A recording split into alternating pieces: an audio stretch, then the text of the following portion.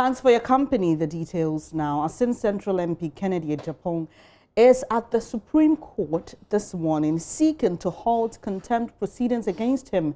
And Accra High Court, presided over by Justice Amos Wuni, has ordered the MP to show up and explain why he should not be severely punished for comments he made about a judge, which the court deems disrespectful. Well, he failed to show up on Monday over claims he was unaware of the proceedings, causing the court to fix the matter for today. But his lawyers want the apex court to stop it entirely. We'll be bringing you more. My colleague, court correspondent Joseph Akabla, is in court. He will hopefully join us shortly for details on this. Now, the new Patriotic Party's Ashanti Regional Chairman, Bernard Entry-Boesiako, popularly known as Chairman Wontumi, has been named as the most abusive politician on radio. That's according to the Media Foundation for West Africa's latest language monitoring report for August. Now, he is closely followed by Bono Regional Chairman, who is Kwame Bafo, popularly known as Abronye DC.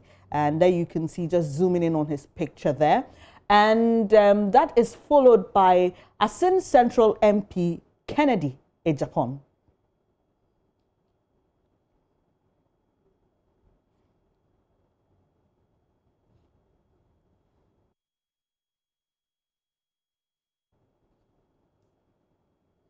Now, a total of 99 indecent expressions were recorded by 34 individuals. The 99 indecent expressions are made up of insulting and offensive comments,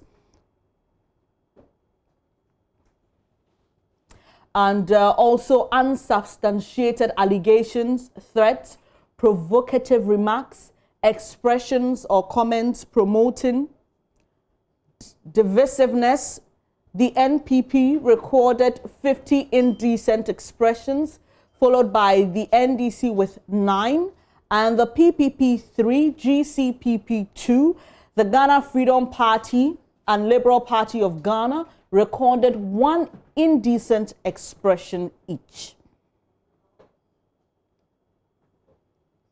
Now, here's the report. Here's what the report also did. It segmented radio stations that recorded indecent expressions. 12 out of the 15 monitored recorded indecent expressions. Kumasi-based Wontumi Radio, which is owned by Chairman Wontumi, the Ashanti Regional Chairman of the NPP, recorded 34 indecent expressions on its morning show. Accra-based Oman FM, which is owned by Kennedy Ejapong, the MPP's MP for Asin Central, recorded 28 indecent expressions on 2 of its major programs. That's Boiling Point and National Agenda. Kumasi-based Ash FM recorded 28 indecent expressions across 3 programs, and that's Boiling Point, Keynote, and National Agenda. So these programs are broadcast from Accra and piped to Ash FM. Now, Power FM, which we know is affiliated to the NDC, also based in Accra, recorded 14 indecent expressions, all on its afternoon political show titled Inside Politics.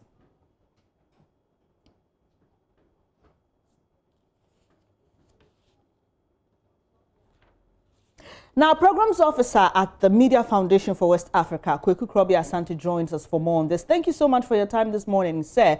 So, I realized that in one of your reports from June 15 to 30, monitoring the airspace, Abronye DC was part of the most abusive persons on radio. Clearly, your report wasn't deterrent enough because he is also captured in this particular latest report. So what do we do beyond the research, and reporting? How do we... Okay, thanks, Bennett, and my regards to your audience. You rightly pick it up. You pick it right when you say we have cited him in the previous reports, and he happens to have appeared this time. And so what we have been suggesting all this while is that, you see, the responsibility also lies with us, the media, the show hosts, the journalists, the editors, the producers, and the media owners, to play our gatekeepers' role well. The media is given the gatekeepers' role to decide who is put on air, who is put off air, what is discussed on air, and what the media decides not to discuss because they consider it something that's not worth discussing on air. We are saying that beyond these political parties and political actors failing to live by the standard that is expected from them, the media must come to our rescue to play the gatekeepers' role well and decide not to even invite such people on air or invite or bring them on their shows to be given the opportunity to make such indecent expressions. Mr. Krabby Asante, let me just come in here. You talk about the show hosts, you talk about the media owners, and you're saying that we shouldn't engage such people. But here's the case. These people, in this particular case, two, Chairman Wontumi and Kennedy Japan, on the radio stations. He who pays the piper calls the tune, isn't it? I agree. Who pays the piper calls the tune. But you see, if you look at our report, for instance, taking the MP for Ascent Central, Honorable Kennedy Japan, he makes his utterances, these indecent expressions, not only on Oman FM. He makes these expressions also on Asempa FM. He makes these expressions across other media platforms. Indeed, they own one or two of these radio stations. In the first place, if all the other ones decide not to fail them, they will be restricted to their radio stations. Secondly, if the journalists, the show hosts on these radio stations decide to hold them accountable and say, yes, I agree, you are the owner, you pay me, but I have a profession to protect, I have a standard to project, I am pretty sure that if you present yourself as a professional to a certain level, even your owner and the people pays will begin to respect your craft and say, yes, this person is doing his work so well that even though I own this platform, I can't afford to be on the show and be making any indecent expression. So, and I'll make reference to our previous conversation, which focused on journalists, show hosts proper, and how they conduct themselves on air. The issue about media ownership came up again. Should we begin to look at it? I know there's always the element of regulating the media and infringing on people's right to express themselves, but clearly we are seeing a link between politically owned radio stations and the kind of abuses that we are recording. Well, it's a bit of a very touchy issue, given our history, the media history of this country, and how, when politicized, it can have its own tone and impact on our media landscape. So, for instance, if you say you are going to regulate so that certain political party actors or certain faces that we know do not own the radio stations, whoever is regulating, most definitely being the government in power or whoever is in there, will begin to use their own arbitrary powers to say, I will let this person in, I won't let this person in. And from our history, we know that these things are bound to happen. So it's a very touchy and controversial issue that sometimes we don't agree that necessarily people should be prevented from owning a certain media outlets just because of them being known to be affiliated to certain political parties. Rather, our core is for us to champion the ethics of it, champion the professionalism, and champion the standards so that even the journalist who is going in there will begin to champion these ethics and principles and say, yes, you own this radio station, but I can't afford to become a puppet, or I can't afford to become a tool, a weapon for you to do your political bidding. This is where our focus should really be, and we have to caution ourselves in that regard. Yeah, and briefly, Mr. Asante, before you go, yes, we have a history, and we don't want to go back to that history, especially for us as journalists. So we cannot infringe on people's right to express themselves. We cannot suppress the job of the media. But clearly, we can call people who are unethical to order. We can find a certain way of ensuring that our airwaves are, you know, sane. There's some sanity in there. How do we do that?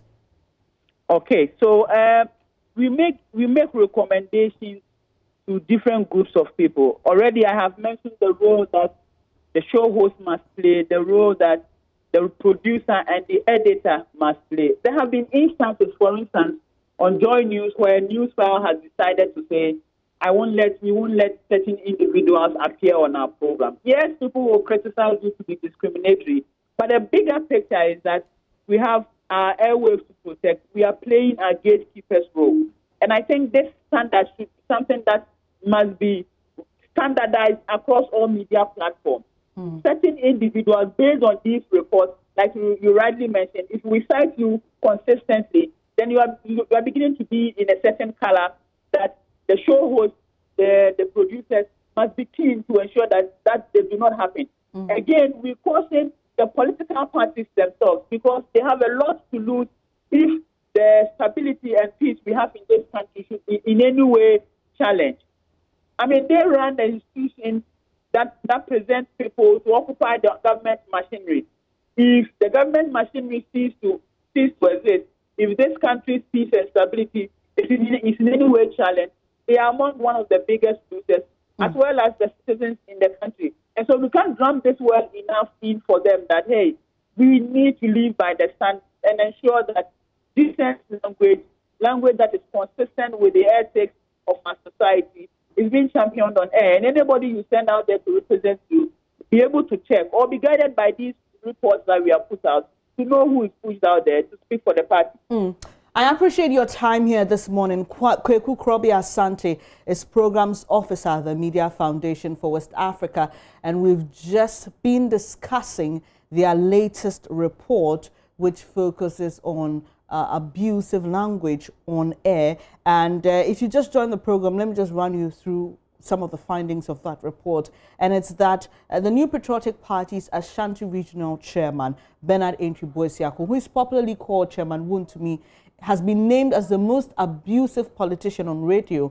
And he's closely followed by the NPP's Bono Region Chairman, Kwame Baffo, popularly known as Abronya DC, and Asin Central MP Kennedy Japong. And there was a total of 99 indecent expressions recorded by 34 individuals. Now, the monitoring was done for the period August 1 to August 31. That's very important. We need to put in that time frame there. And so they monitored some radio stations in the Greater Accra, Oman FM, Power FM, Peace FM, Happy FM, Asempa FM, and Adom FM. In the Ashanti region, Wontumi Radio, Ash FM, and Fox FM. In the Upper West region, Radio Progress. In the Upper East region, A1 Radio. Bono region, Tang FM. Northeast region, Eagle FM. And Northern region, they monitored Radio Justice and North Star FM.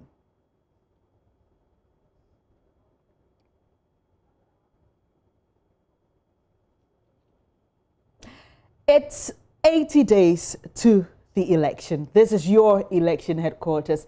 And Deputy Commissioner at the EC, Bosman Asare, is my guest today for all the questions that you want clarity on the voters' exhibition exercise, which is starting today and ending on the 25th of September 2020. Now, all registered voters will have the opportunity to go through the recently compiled voters register. You check your name, particulars, and other details to effect any changes if necessary. But that's not the only thing you can check. I'll be sharing more details with you. Do we have the details ready? If we do, yes, I'll share those details of what else you can check apart from your name. But let me go quickly to the EC boss, Mr. Asare. Thank you so much for your time here, sir.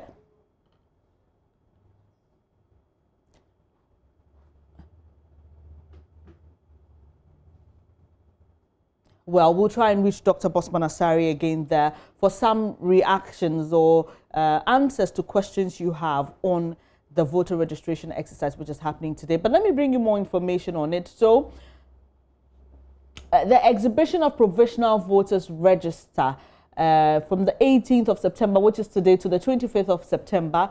The exercise will give each registered voter the opportunity to do the following.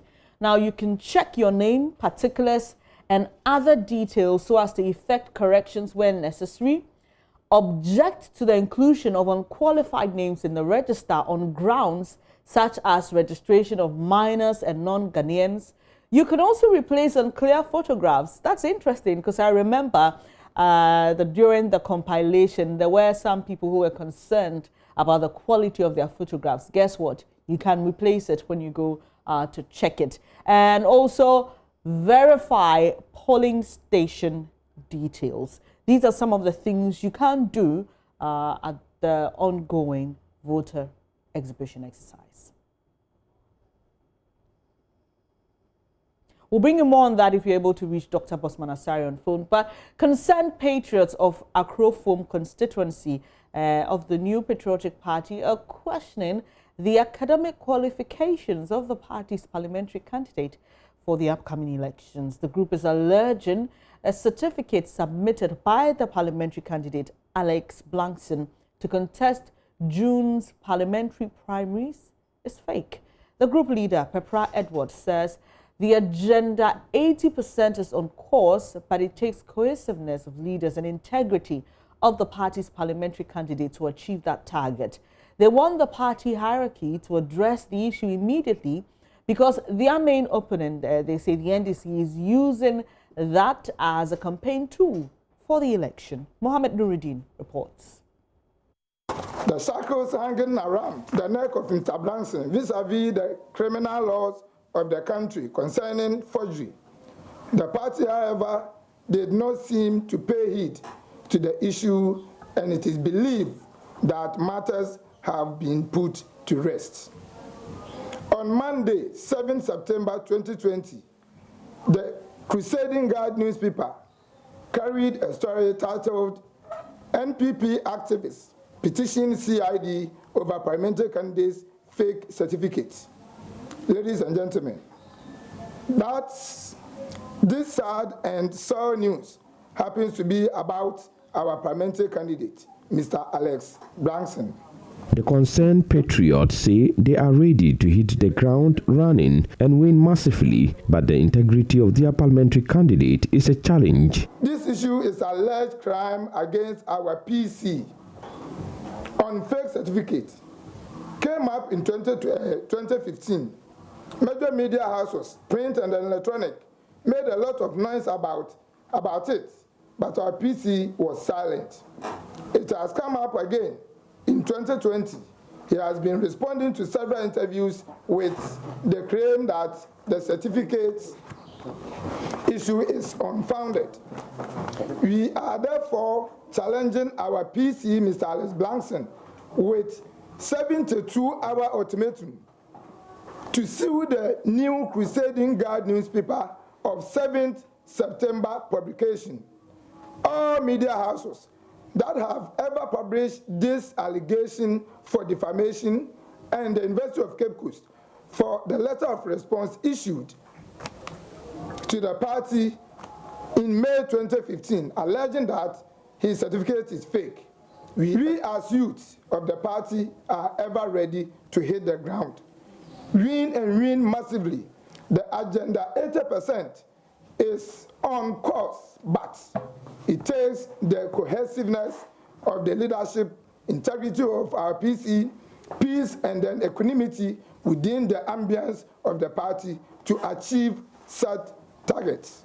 They want the party's hierarchy to intervene and address the matter. A report by Mohammed Nuruddin.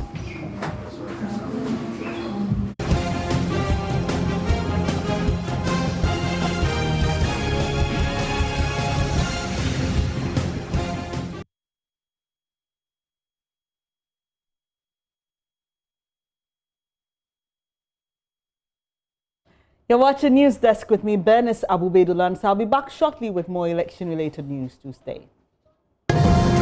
As always, we bring you all the news you need to hear about elections. The National Disaster Management Organization has rolled out a mock exercise in 3 regions to test the readiness of security services to respond to election-related violence in the December polls. The simulation, which was organized in the Ashanti, Northern and Greater Accra regions, was also to strengthen the level of collaboration between security agencies in managing disturbances during the election. Here's Greater Accra NADMO set up polling stations at Ayawaso, West Wuogon and Tema West constituencies identified as flashpoints. Manuel Kranting was with a team deployed to the Ayawaso West Wuogon constituency. Here's his report. And loot. Yes. And loot the items. Okay. So you send some men. Some men there. All right. So we need to. Place to be secure. Sure. Okay, so we are getting this information that NADMO is sending relief items to. This is the command center, where heads of security agencies have gathered to receive information from the ground. On the ground, 2 polling centers were created at the Tema West and the Ayawaso West Wuogon constituencies for a simulation exercise on electoral violence. At Ayawaso West Wuogon, some electorates were seen queuing to cast their ballots. Shortly after which, a group of armed men on a motorbike stormed the polling center to seize ballot boxes. I'm seeing some motorbikes, just some gentlemen. Oh my God! So he's brandishing a gun and already pointing to the skies. There are shots and it's pandemonium here. I see the ballot box is being carried away, and these are able-bodied men who have attacked the polling center here at Abelenke 2 Primary School. Everybody is running for their life. I am currently just behind the building. I see shots being fired. Oh my, if you can see this, I see shots being fired. They are onto the motorbike, they are moving. I see the ballot box has been whisked away. A report on this was sent to the command center. The security capos there deployed their operational strategies in dealing with the situation. Archibald Kobena is Greater Accra Regional NADMO Director explaining this. Archibald Kobena is Greater Accra Regional NADMO Director explaining the reasoning behind this exercise. Towards these elections, we know that in this country we've had elections since 1992 up till now, and it's all been good. But I mean, you don't sit aloof. I mean, you prepare yourself and ensure that wherever there is smoke, you kill it before it turns into a food. Every country has a military. The reason we have a military is whether there is a war or not, there is military, and that's what we call preparedness. You ensure that your security, your agencies that are supposed to ensure that something like that doesn't happen will do their work and do it very, very well. Meanwhile, Deputy Greater Accra Regional Minister Elizabeth Saki says even though she is impressed by the performance of the security agencies, more has to be done to ensure a peaceful environment for the conduct of the elections. The participant tells me that it's a real thing that they are prepared for whatever will happen in the nation.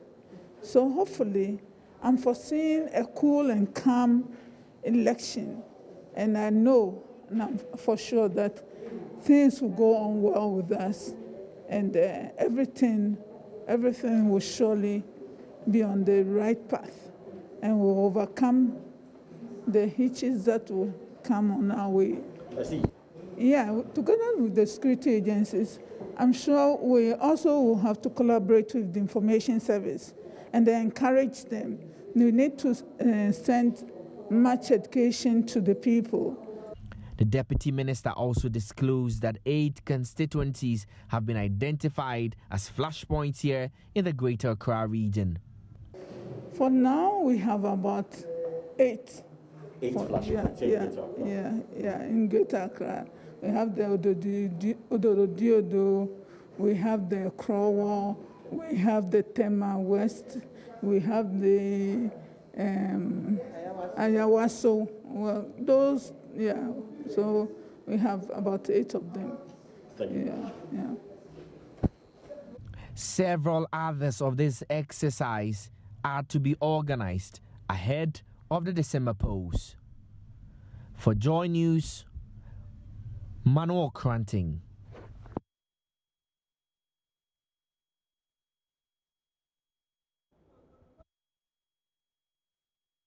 Now, the Volta Regional Director of the Department of Gender, Lena Alao, has revealed the Akatsi North District is leading in teenage pregnancy in the Volta region. She describes the phenomenon as very precarious, one requiring urgent attention. Ms. Alao made the revelation at a regional mentorship camp in Ho. But for 2018 and 2019, the district ranking for adolescent pregnancy indicates that Akatsi North have the highest incidence. They are leading in the region. So is there any special plan for them? I mean, their situation is a bit... Yes, I think we did earlier on 2019, we had a program for a camp session like this, similar to this, for out-of-school adolescents, those who dropped out completely from school, and we took them through skill training to learn skills. Yeah, so that they will not be dependent on maybe boys or boyfriends and so on. That's what we've done for them. We also had an engagement with stakeholders in North Akatsi District. That is with the traditional leaders, with also religious leaders and with opinion leaders in the community. Now, some of the adolescents who participated in the mentorship program spoke to Joy News. What are things that we don't even hear about, like adolescents, how to protect ourselves. Like protect yourself how? Okay. Like a girl, when you are passing by and a boy calls you, the way you should answer. When you are in a classroom, the way you should sit, and the others. When you are in your menstruation period, the way you should protect yourself and the others. Okay. So, are you impressed about the program? Are you happy? Yes, I'm happy. The thought is that I think to address, okay, like how I should develop, how I should do a high self-esteem. I've gotten very motivated from the teachers that we did today, and I've learned a lot of things. Because in my home, some of our parents don't understand us, so sometimes they misunderstand and then they react badly on us, and it makes us feel well. So as we came here yesterday, we've learned a lot of things, and today too we are still learning. And I've learned a lot of things about being an adolescent and how to take care of it for it to have an impact on my life. And I've learned how to take care of myself.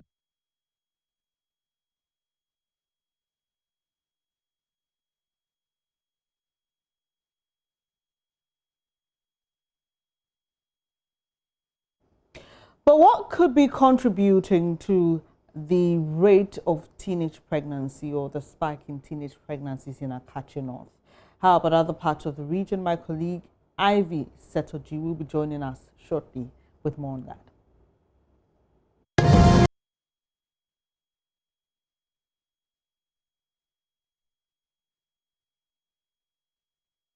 So much for staying on. Let's go to that story about teenage pregnancy on the rise in Akatsi North. My colleague, correspondent in the Volta Region, Ivy SETORDZI-V, joins us. Hello, Ivy. You have more information on this. Why really are we recording this trend? Hello? Hello, Ivy. Can you hear me? Yes, I can hear you now. Yes. You are live in Akatsi. Tell us what really is contributing to the rise in teenage pregnancies in Akatsi. Okay, so we realized, especially the journalists realized that a lack of parental control is also contributing to that, and peer pressure among adolescents is also a contributing factor to the high rate of teenage pregnancy, especially in Akatsi North District. So these are some of the contributing factors. And Ivy, do we know if COVID-19 in any way contributed because of the break in school? Hello, Bennett. Hi, Ivy. Can you hear me? Yeah. I'm asking if we know the contribution of COVID-19 to this because of the break in school. Yes, of course. We had some talks with some people, and they said that because of breaking school and most of the children are home loitering about and have nothing to do is also contributing highly to this problem. Some of them are unable to go to classes, or their parents are unable to afford extra classes for them to keep them busy. So it's also a contributing factor. All right, Ivy, do you have Ms. Alao with you, the Director of Gender in Akatsi? So we have Madam Lena Lai here with us, so we can speak with her. Thank you. Good morning. Thank you for your time this morning. And good morning. This must definitely be disturbing for you, because we know the trend in this country. When girls usually get pregnant, going back into school is difficult, and then it takes a toll on them, and then their status in society is not too good. They become very dependent on their male counterparts, which creates a whole lot of problem for them. So what is your outfit doing to address the situation in Akatsi? Yeah, it's not only in Akatsi. We are tackling other districts also in the Volta region. For example, we are involving the Central Tongue, then the North Dai, South Dai, and Afajato districts. These districts had high incidence of teenage pregnancy earlier on. Now, what we are doing is, in conjunction with the UNFPA, through their sponsorship, we are dealing with the communities, dealing with the stakeholders. Currently, what's going on is a mentorship and empowerment camp, because we believe that when we give the young ones the accurate information, they can make the informed decision, the right choices that will safeguard them and protect them from falling victims of teenage pregnancy. Yeah. What is the largest contributor to this problem? Akatsi North. Unfortunately, Akatsi North. No, I don't mean the district. I mean, when you look at the reasons. It's Akatsi North district. Yes, but I'm asking, what is the largest contributor to teenage pregnancy? Maybe we could just say that out of ignorance. Out of ignorance. And then it should also be the parental care that is missing out of with some of the girls and some of the teenagers, let me say. And so there is a need for the parents to really sit up. What we have done so far with the Akatsi North district is to involve the traditional leaders, the religious leaders, opinion leaders, because we regard them as the stakeholders. And we had engagement with them. We had engagement with the male, involving the men and the boys, because it's like they are pointing hands to some men as guilty. For example, the young Okada riders who have access to money. And so when the girls can ask for it, they can easily give them.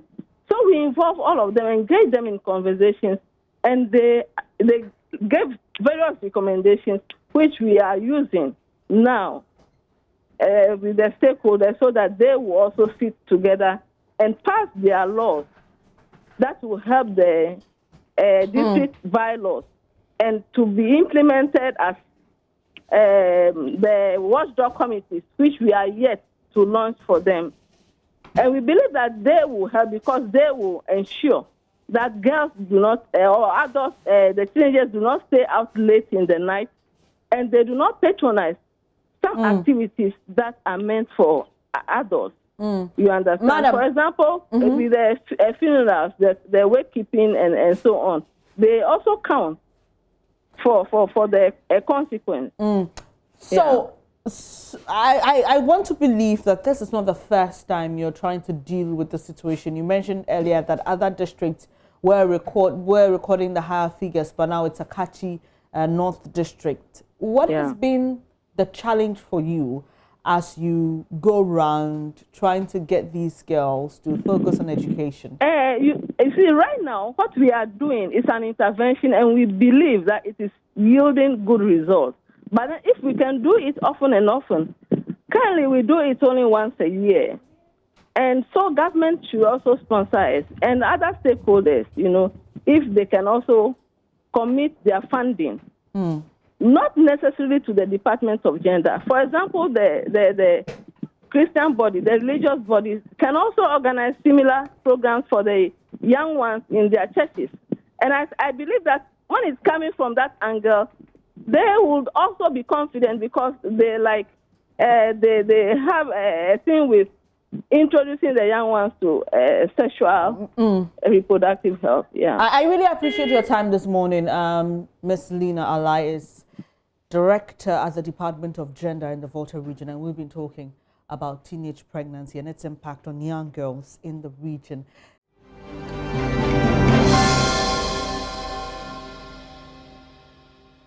Hello there, time for business. Now, mobile operator MTN has indicated that it plans rolling out its artificial intelligence system to check mobile money fraud from the first quarter of next year. According to the operator, this is to complete existing structures that have been put in place to deal with the challenge. The service has been hit by rising fraud cases in recent times. But the chief executive of MTN, Solomon Dadivo, says they're committed to dealing with this challenge once and for all. He spoke to George Riafi on Business Edition of PM Express. If there is a way for, a bank to know that this specific individual was barred from the telcos because they did fraud, then they can also block them on that side. So, we have to have a much broader coordination if we're really going to arrest this, fraud situation in Ghana, right? But, obviously we have to take the lead, and we're putting a lot of effort in fighting this. We're also going to the point where we're now looking at other technologically driven mechanisms to be a little bit more effective in predicting trends, looking at networks of fraudsters to identify other fraudsters using artificial intelligence, for example, and using all these patterns and technology to help us be more effective. Today, if someone reports a fraud case, it's one number, and I block that one number. I blocked one person. But that person exists in a cohort of, say, 15 other fraudsters or 5 other fraudsters. And for the arrests that we've made so far, people work in groups of 5, 6, 10, depending on the size. So if you have some of these tools, then when you get one number reported, you can detect 5 to 10 other numbers that are also participating in fraud, and you can immediately eliminate them. Now, the Ghana National Chamber of Pharmacy is pushing for the establishment of a pharmaceutical enclave at the Dawa Industrial Zone. To this end, the Chamber has signed a pact with construction firm LMI Holdings Limited. Harrison Abuchiate is the chairman of the Chamber. It marks another important chapter in the history of ensuring that Ghana produces over 60 to 80% of medicines, that we consume locally. That is the reason why the signing of the Memorandum of Understanding between the Ghana National Chamber of Pharmacy and LMI Holdings Limited, the managers of the Dawa Industrial Zone, for the establishment of the pharmaceutical enclave is a great milestone for the local pharma industry and for Ghana. Nana Chiama. Let me quickly add that the Ghana National Chamber of Pharmacy will be establishing a special purpose vehicle, SPV. I'm sure you are aware of a lot of SPVs that are floating in the system. And ours will become a legal entity for investing at the pharmaceutical enclave. Now, the Continental Blue Investment Ghana Limited, producers of Super cement in the country, is optimistic it will double its production capacity in the coming year, despite the impact of COVID-19. After donating over 3,000 bags of cement to some 3 institutions in Accra to help complete ongoing projects. There is more in this report. Continental Blue Investment Ghana Limited, producers of Super cement, has donated over 3,000 cement bags to the Detective Training Academy of the Ghana Police Service at Tesano, the Ghana Air Force at Bema Camp, and the Utu Breku Traditional Council in support of their ongoing projects. The donation, according to the board chairman, Paul Albridge, is the company's commitment in ensuring professionals are well trained through increased capacity. He further said COVID-19 pandemic, though had impacted negatively on many businesses, brings enormous opportunities. Globally, more than 4,000 bags. And our aim and target is to assist all this development. The director of Supersem Cement expressed concern about the substandard cement products on the market. He urged the Ghana Standard Authority to increase its surveillance activities to prevent inferior products from getting on the market. Ghana is a very competitive market with a lot of players. We are betting on quality. The representatives of the Ghana Police Service, COP Isaac Kenyeboa, and Ghana Air Force Air Commodore Jacob Enum Ashirifie were of full praise for Supersem. We are very appreciative of the fact that they've given us this thing, and it will help us continue with our project. Supersem, one of Ghana's leading brands in the production of cement, believes the market price of cement in the country remains one of the lowest in the West African sub-region. Fred Duho reporting for Joy Business.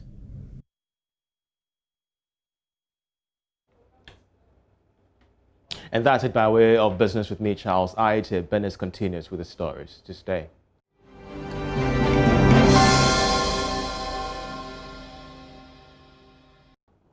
Now let's bring you an update on that story about the Asin Central MP Kennedy Japan as contempt case. So we understand the Justice of the High Court has served notice. He will not hesitate to punish persons who scandalize the court. According to a High Court Judge Amos Awuni, he was expecting the MP to come and explain why he should not be punished for comments he made about the judge the court deems disrespectful. Well, that case has been adjourned despite that, and Afenyo Marking is one of Kennedy Japan's lawyers.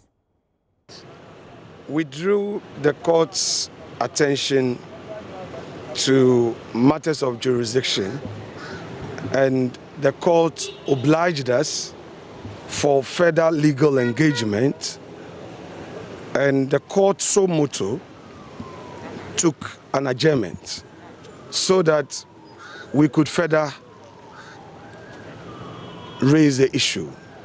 So that is where we are. But is it normal practice in the sense that the court had stated that it was minded to continue, and later on it's now took the view that it's going to take a break and come back for further legal arguments? Law has no limitations. Once an officer of the court, in this case counsel, engages the court on a healthy exchange on matters of law, a judge minded to ensuring justice in a matter will do what my Lord has done. And we think my Lord has demonstrated that he always wants the law to reign supreme. So we have obliged the court, and that is the case. Your client has already apologized.